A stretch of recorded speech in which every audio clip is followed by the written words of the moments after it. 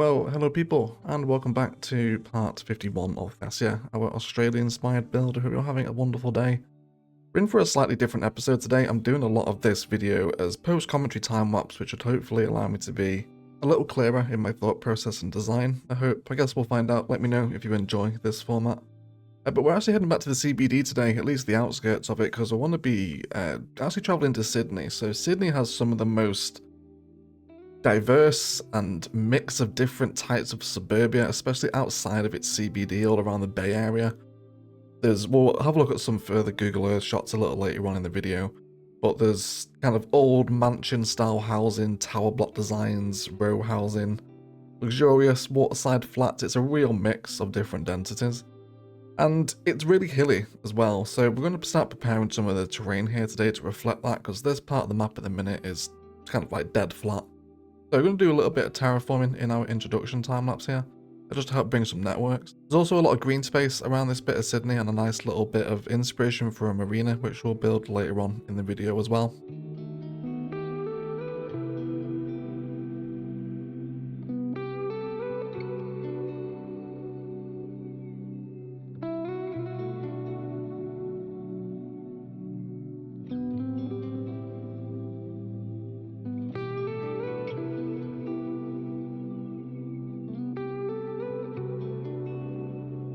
So this is what I'm talking about with that real mix of density, I guess, is what today's episode is all about. It's pretty insane, isn't it? You can see all these different tower blocks, smaller houses, row houses, historical mansions. It's a real mixed bag of different housing complexes around here. So I thought the best place to start would be with that old historical house right in the middle of the suburb. And of course, with our vanilla asset pool, or at least official asset pool, Seaside Resorts felt like the most obvious option to go for here. So we'll end up with a little fusing of two of the smaller style buildings to replicate this older mansion house. And then really kind of starting the suburb from the hilltop building down and really using that peninsula that we found in Sydney as a key point of inspiration, really.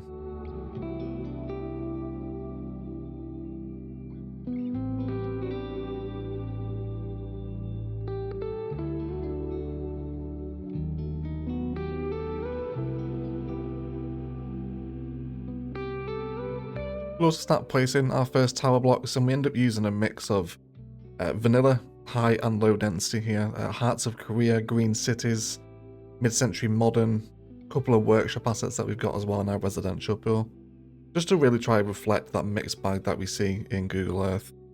There's also some really nice fusing opportunities in the vanilla assets. You can really create some pretty interesting residential developments just by playing with different angles and a little bit of move it. If you are going to do this, you also will need the building spawn points mod, because obviously these assets still need to receive their services, garbage collection, death care, etc. So you want to make sure if you're going to be doing this sort of stuff, moving assets away from roads, that you are using building spawn points to allow them to still work. Of course, just because of the footprint of assets in City Skylines, it does affect the terrain when we're working with something that's not super flat. So we will do this across the suburb a few times, just this little retaining key wall, just to help the landscape settle in a little bit easier. And also throwing in some parks as if they're part of this actual housing development as well. And then with a little bit of clever surface painter and some tree work, you can make some pretty convincing housing developments out of vanilla / official assets. Obviously you can't really count these types of keys as vanilla, but you know, they are official assets, which you can get bridges and piers for super cheap on the instant gaming link as well. By the way. Then finishing off the whole complex, a little bit of car parking, turned out quite nicely. And then we'll start adding in some more local roads to develop some further housing projects around the suburb.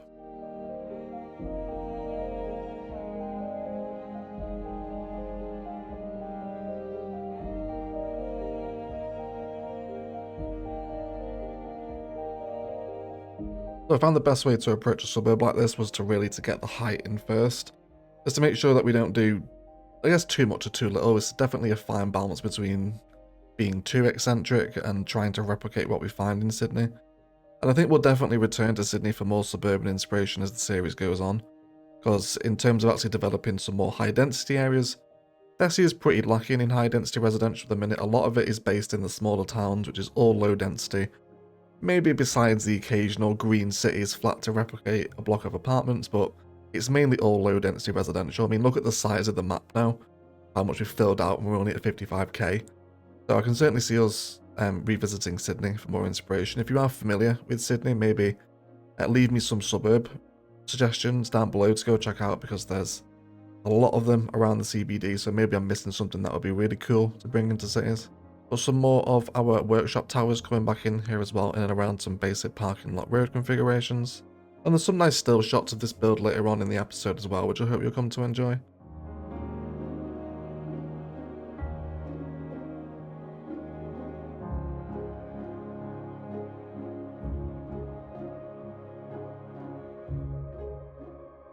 Having placed down some of our main assets, I thought maybe we could have a look at some of the more intricate road networks around this part of Sydney. And this seems to be a common theme in Australia. I wouldn't quite call them roundabouts. They're kind of just little tight configurations of one-way roads that just help distribute traffic around a local road network.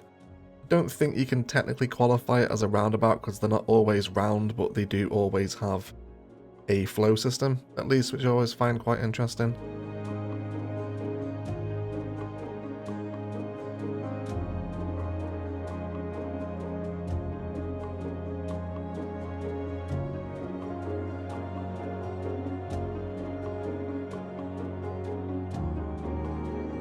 Next up is turning our attention towards some lower density residential that's going to sit right up against the waterfront. And definitely one of the more challenging things about this build was trying to match the scale of Sydney, because it sprawls for miles and miles in Sydney, and trying to replicate that in CS can be a little daunting sometimes. We're also going to put in a key here as well and use node controller to reduce the stretch by half. So we're working with 50% stretched keys, and it just makes them look a little more subtle, I think, doesn't it, is the best way to describe it. They're not quite as chunky or as thick as they are without the node controller work. I really liked how that turned out.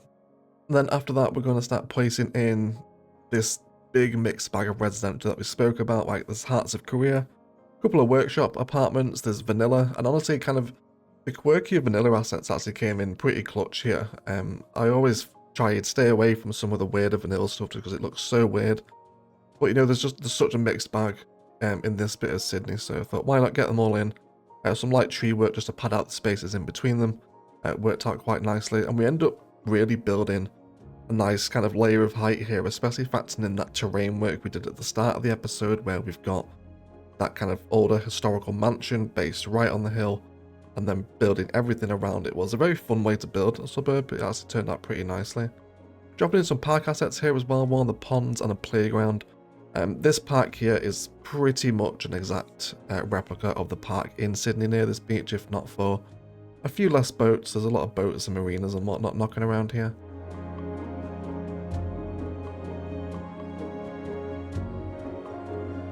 But you can see now, just viewing across the green belt, and the suburbs just start to look a little bit more alive. All the different layers and angles and colours in the suburbia really stands out. I'm a big fan of this area. As we did mention on this green belt, and later on in the episode there would be a marina, pretty much taking inspiration again exactly from Sydney. There's just some very simple piers with a couple of speedboats and a few cruisers knocking about on them. But getting them to blend in with the keys was probably the most difficult thing, so we actually used Network Multi-Tool to add in a couple of nodes, so we could upgrade a single segment to the fenceless key, which, as you can see when manipulated with Move It and around the key, essentially just functions as a little gate onto the pier. It's a pretty heavy use of nodes, so I would only bother doing this, I think, if you're low in your node count. If you're trying to preserve node count because you know you're going to hit that count, probably wouldn't advise doing this everywhere. Kind of keep it for special areas or sort of a nice little marina. You definitely don't want to be doing stuff like this every build, because you will burn through it doing stuff like that. But there's always ways to reclaim nodes, of course, with Move It and Network Multi-Tool. There also seems to be a little bit of a boating club down here in Sydney as well. So I thought one of the University City assets would work really nicely here. We'll also throw in a little bit of prop detailing with some of Era's surf rescue assets, which turned out really nicely. And then just some sensible walking connections where it makes sense, where people would want to walk across the grass to get back to the road.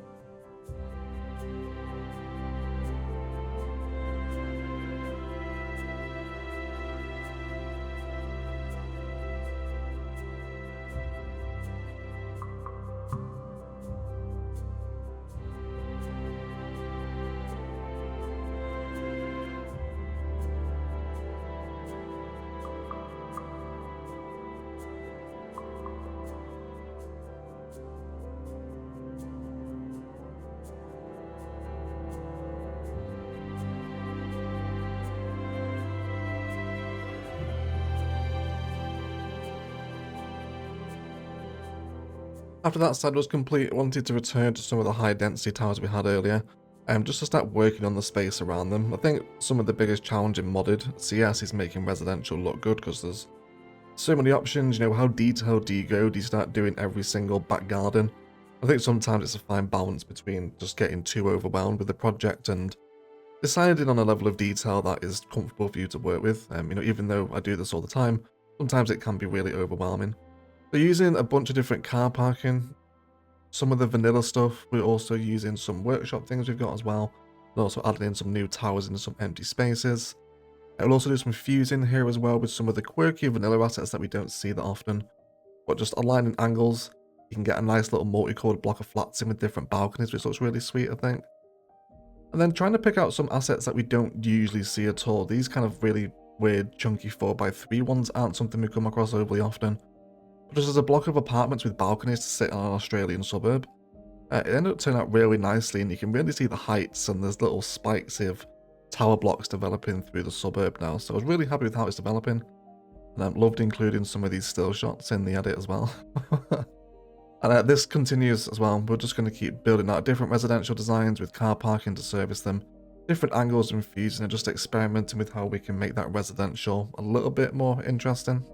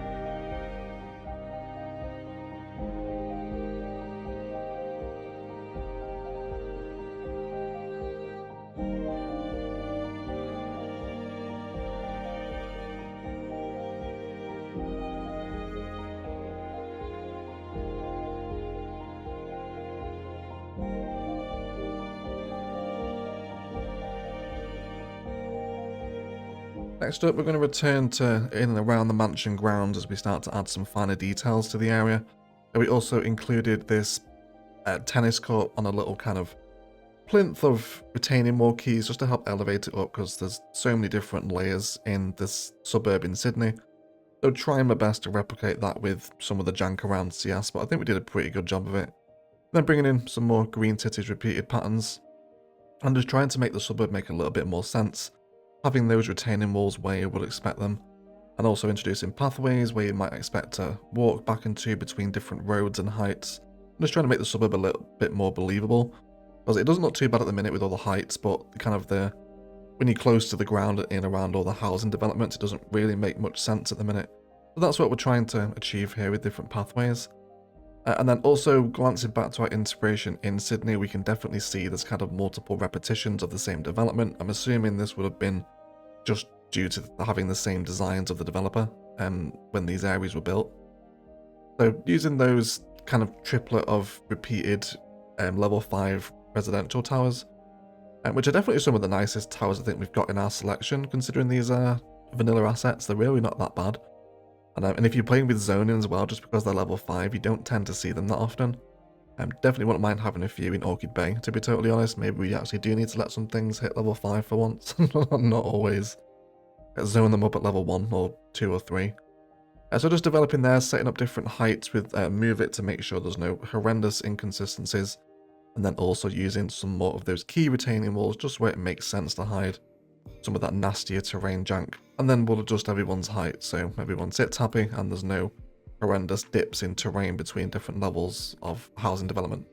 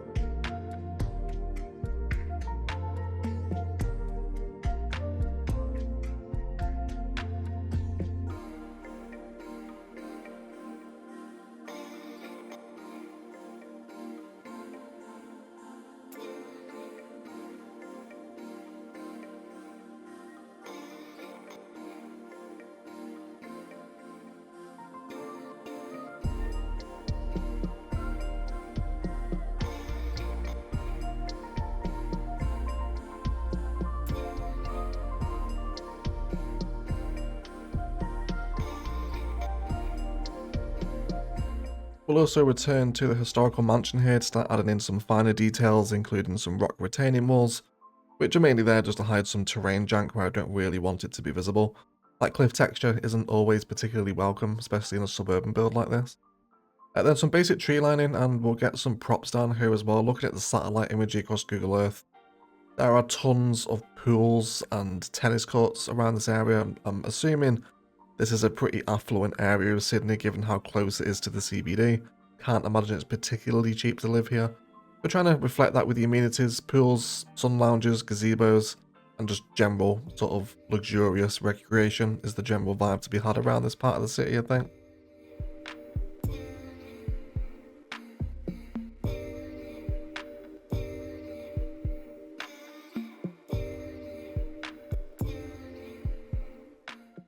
And then what we are left with after the fact is really what today's episode was all about. It's kind of a mix and a combination, and I guess the art of combining mixed density. I think so many times people always try to focus on mixed use and trying to blend commercial to residential. I think having low to medium to high residential just by itself is very hard to pull off.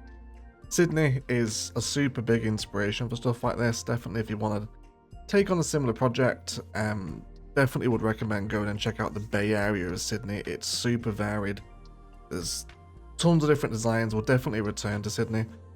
This was definitely a more different episode than what we're used to on the channel. We don't really ever do these post commentaries, but for today's project it felt a lot more natural to record and then post commentate over a lot of my thoughts and designs. And I'm really happy with it. Nice big population spike as well. And if you have enjoyed it, please do consider leaving likes, comments and shares below. It always helps the channel to grow. And don't forget to subscribe to the channel. We are on our march to 100k subs, so if you are enjoying the videos and find yourself watching over and over again, please do consider subscribing.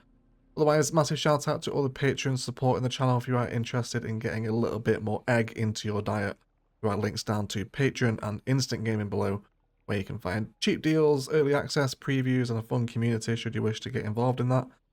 Otherwise, please do enjoy some Thessia cinematics today of the new high density developments on the edge of the CBD as we continue to blend in that business district with the rest of the island. Pretty tricky, but we'll get there eventually.